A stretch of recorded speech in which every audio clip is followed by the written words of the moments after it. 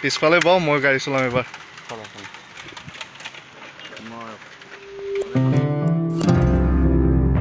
নমস্কাৰ আজি আমি গৈ আছো চৰাইদেউ চৰাইদেউখন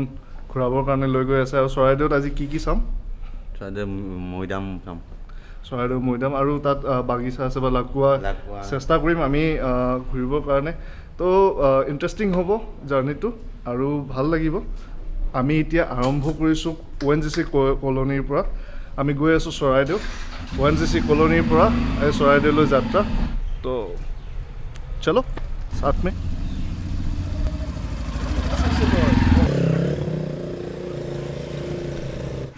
ৰাতি বৰষুণ যোৱাৰ বাবে আজি ৰ'দটো অকণমান টানকৈ ওলাইছে আৰু হেলমেট দুইটা এতিয়া পিন্ধিব লাগে যিহেতু নেকি MVI য'তে ত'তে বহি থাকে আৰু ভালো বাৰু ছেফটি ৰিজনৰ কাৰণে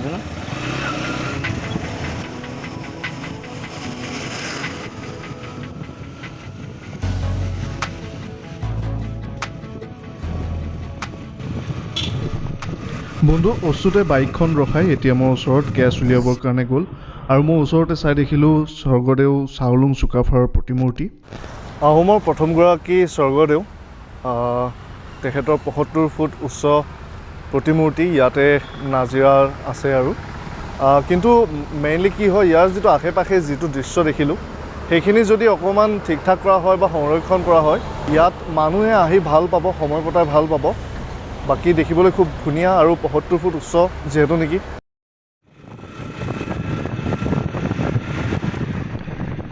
নাজিৰাৰ পৰা চৰাইদেউ প্ৰায় ২০ কিলোমিটাৰমান হ'ব আৰু ৩০-৪০ মিনিটমানৰ ভিতৰত পোৱা যায় বেছি দূৰ নহয় আমি চৰাইদেউ জিলাত এণ্ট্ৰি কৰিলোঁ আৰু ইয়াৰ পৰা গৈ আছোঁ এতিয়া আমি এতিয়া কলামাটি পাম কলামাটি পাব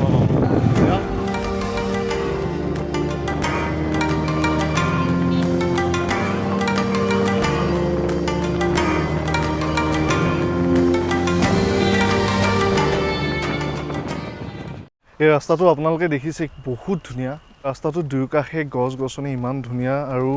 মানে বাইক ৰাইড কৰি মজা লাগিব তো শৰ্মাক মই কৈছোঁ পিছফালে বাও মই গাড়ী চলাম এবাৰ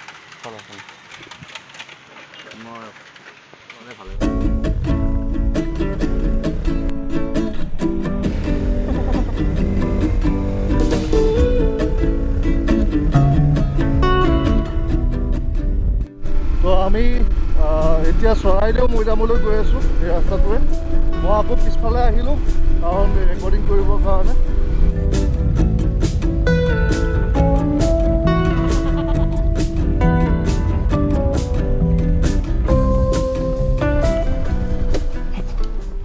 (১৭00-১৮00) শতিকাত আহোম স্বৰ্গদেউ গদাধৰ সিংহ আৰু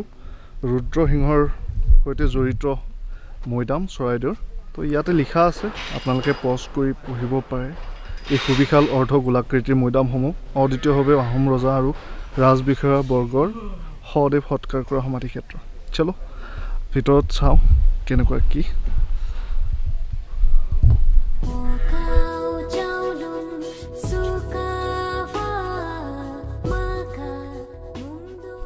ইয়াত এণ্ট্ৰি পাৰ পাৰ্চন 25 ৰুপিজ হয় আৰু যদি আপুনি অনলাইন কৰে তেতিয়াহ'লে 20 ৰুপিজকৈ হয় চৰাইদেউ মৈদাম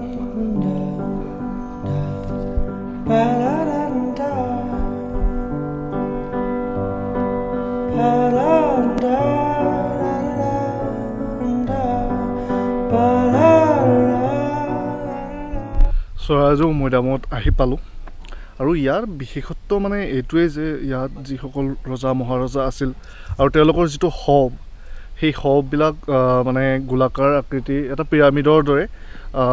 ৰখা হয় আৰু ডাঙৰ ডাঙৰ বহুত পিৰামিড আছে এনেকুৱা তো আহক এটা এটাকৈ চাওঁ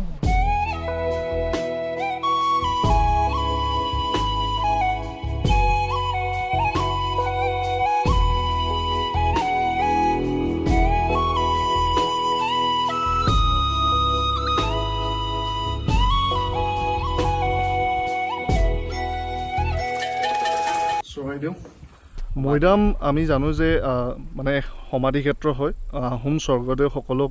মৈদাম দিয়া হৈছিলে মানে মৃতদেহবিলাক ইয়াতে থোৱা হৈছিলে আৰু তাৰ পিছত মৈদামটো মানে মানে কি সমাধি ক্ষেত্ৰ আৰু জেনেৰেলি মানুহক সমাধি বনোৱা হয় যেনেকে ডাঙৰ মানুহ বা আমাৰ গাঁওবোৰে মৰিলেও এনেকুৱা ৰজাসকলৰ সন্মানৰ অৰ্থে মানে কিছুমান কি হয় মৈদাম বনোৱা হয় মানে তাক মৈদাম বুলি কয় সমাধি বুলি নকয় মৈদাম বুলি আমাৰ সন্মানৰ অৰ্থে মৈদাম বুলি কয় আৰু সেই অনুসৰি ইয়াত মানে ৰখা হৈছিলে তেখেতসকলৰ মৃতদেহবোৰ ইয়াতে ৰখা হৈছিলে আৰু এইটো এটা মৈদাম তাৰে কীৰ্তিচিহ্ন হয় এইটো আচ্ছা মৈদাম মানে এই মৈদামটো বনোৱা কেনেকৈ হয় বাৰু মৈদামটো জেনেৰেলি আমাৰ ইজিপ্তৰ পিৰামিড আকৃতিৰে হয় দেখিবলৈ তেনেকুৱা হয় ইটা দি দেখিছাই নহয় তুমি এইবোৰ বনাইছে তেনেকৈ আৰু ইয়াৰ ভিতৰত মানে শৈলীটো দেখিছাই চাবা দেখিবা এতিয়া গ'লে ভিতৰলৈ গ'লে মানে এটা গুম্বজ আকৃতিৰ গোলাকাৰ আকৃতিৰ বনোৱা হয় যিটো য'ত স্বৰ্গদেউসকলক মৃতদেহটো ৰখা হৈছিলে আচ্ছা মানে প্ৰথমতে এইটো বনাই লোৱা হয় নে মানে মৃতদেহটো মানে প্ৰথমতে থৈ লোৱা হয় মানে এইটো বিষয়ে মই ইমান নাজানো বাৰু তাৰমানে এটা অনুমান কৰিব পাৰি যে প্ৰথমতে এইটো মানে বনাই ল'ব লাগিব নহ'লে এইটো ৰাখিব পৰা নাযাব না মৃতদেহটো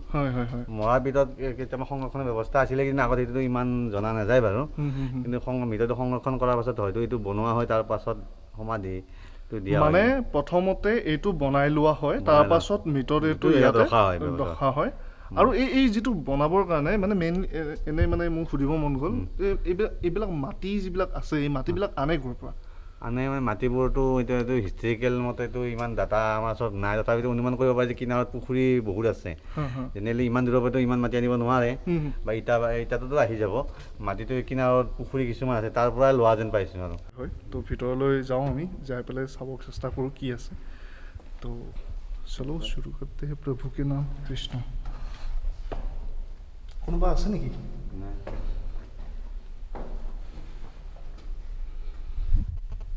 আচ্ছা এইটো কোৱা হয় বা মই অকণমান চাইছিলোঁ চাওঁতে মানে পালোঁ যে মিৰ জুমলা যি আছিলে মিৰ জুমলাই অসম আক্ৰমণ কৰা আমি কথা সকলোৱে জানো মিৰ জুমলাই প্ৰথম এই মৈদামসমূহ আক্ৰমণ কৰিছিলে আৰু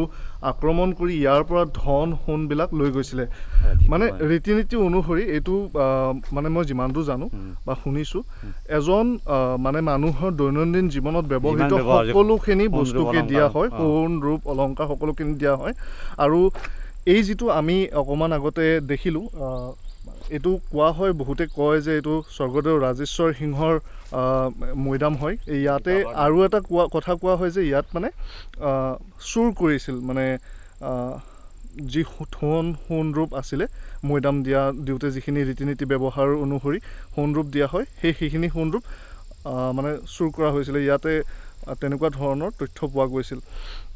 এই মৈদামটোৰ ওচৰতে সৰু সৰু মৈদামো এনেকুৱা বহুকেইটা দেখিবলৈ পাইছোঁ এইবিলাক পেট মৈদাম বুলি কোৱা হয় মানে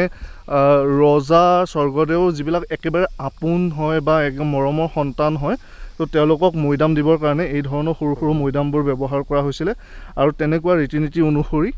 ইয়াতে মৈদামসমূহ দিয়া হৈছিলে মৈদাম সমাধি ক্ষেত্ৰ ইয়াৰ ওপৰত উঠিব নোৱাৰি প্ৰহিবিটেড হয় মানে ষ্ট্ৰিক্টলি প্ৰহিবিটেড হয় কাৰণ সমাধি ক্ষেত্ৰত উঠি অসন্মান কৰিব নালাগে তো তেনেকুৱা ধৰণৰ হয় শৰ্মা এই মৈদাম যি আছে যিফালে চাওঁ সিফালে মৈদাম এনে কিমানমান জেগাত আছে এই মৈদাম মোৰ হিচাপত এতিয়া 6 কিলোমিটাৰমান আগবঢ়া এটা হেৰি হ'ব 6-6.5 কিলোমিটাৰমান হ'ব ইমান ডাঙৰ এলেকা হয়তো ইয়াত গছ গছনি ঢেৰ আছে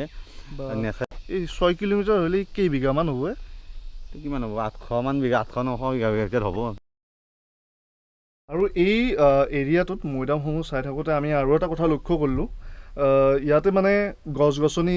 যিবিলাক আছে বা সংৰক্ষণ কৰা হৈছে যিহেতু নেকি এতিয়া বকুল হওক কঁঠাল হওক বিভিন্ন ধৰণৰ মানে গছ ৰখা হৈছে সংৰক্ষিত কৰা হৈছে আৰু খুব এটা ভাল লগা বাৰু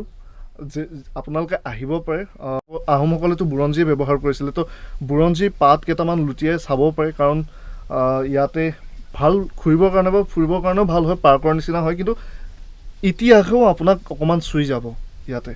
কি ডিউটি আছে ঠিক আছে দিয়ক বাই বাই